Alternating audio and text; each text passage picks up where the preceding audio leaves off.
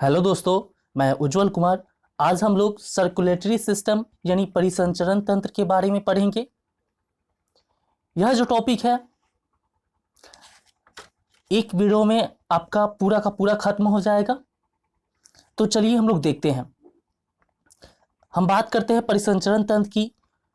तो इसमें human heart, human blood, blood vessels और लिम्फ यानी लसिका, इन 4 ऑर्गन से मिलकर हमारा जो है परिसंचरण तंत्र बना हुआ है।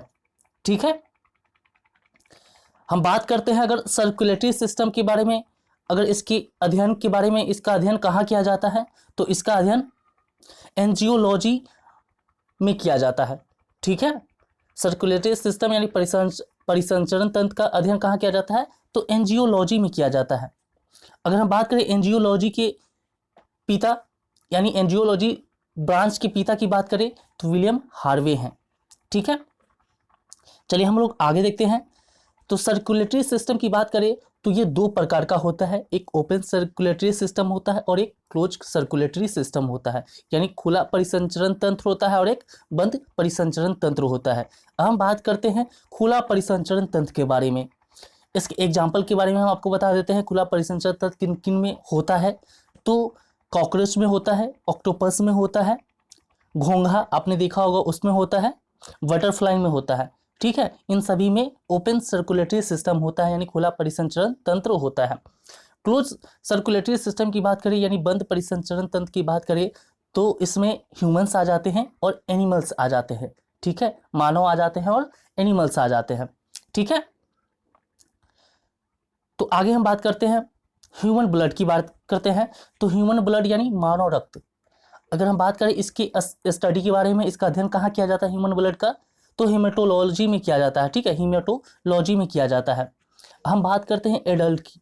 एडल्ट में मेल की बात करते हैं यानी पुरुष की बात करते हैं तो 5 से 6 लीटर क्या होता है, ब्लड होता है। एडल्ट मेल में कितना होता है, 5 से 6 लीटर ब्लड यानी खून होता है। अगर हम एडल्ट फीमेल की बात करें, वयस्क महिला की बात करें, तो इसमें 5.5 लीटर यानी 5.5 लीटर क्या होता है, ब्लड होता है। ठीक है। हम बात करते हैं अगर एवरेज ब्लड की बात करें कि हमारे शरीर में लगभग कितना ब्लड होता है, तो एवरेज ब्लड की बात करें तो 5 से लेके 6 लीटर यानी 5 से 6 लीटर होता है। ठीक है। या अगर हम देखा जाए तो ऐसे भी हम कैलकुलेट कर सकते हैं कि हमारा जो टोटल वेट है, टोटल जितना वजन है, उस वजन का 7 से 8% क्या होता है, ब्लड होना चाहिए हमारे शरीर में। ठीक है। हमारा जो भी वजन है उसका 7 से 8% ब्लड होना चाहिए। ठीक है। अब हम बात करते हैं ब्लड का निर्माण के बारे में। तो ब्लड का जो निर्माण यानी ब्लड बनता कहाँ है, तो ब्लड का निर्माण बोन मैरो यानी अस्थि मज्जा में होता है।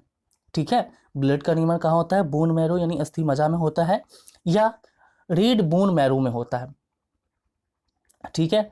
अब हम बात करते हैं जब बच्चा माँ के पेट में होता है तब उस समय खून यानी ब्लड का निर्माण लीवर यानी यकृत में होता है। ठीक है। इस पॉइंट को ज़रा ध्यान से सुनिएगा कि जब बच्चा माँ के पेट में होता है तो उस समय खून यानी ब्लड का निर्माण कहाँ होता है, लीवर में होता है। ठीक है। आगे हम बात करें तो ब्लड का पीएच जो मान होता है वो 7.4 होता है। ब्लड का पीएच मान कितना होता है, तो 7.4 होता है। तो इस तरह से आपका आज सर्कुलेटरी सिस्टम यानी परिसंचरण तंत्र खत्म हो गया। मैं ऐसा करता हूँ ये वीडियो आपको अच्छा लगा होगा। तो चलिए मिलते हैं अगले टॉपिक पे, किसी और टॉपिक पे। तब तक के लिए धन्यवाद।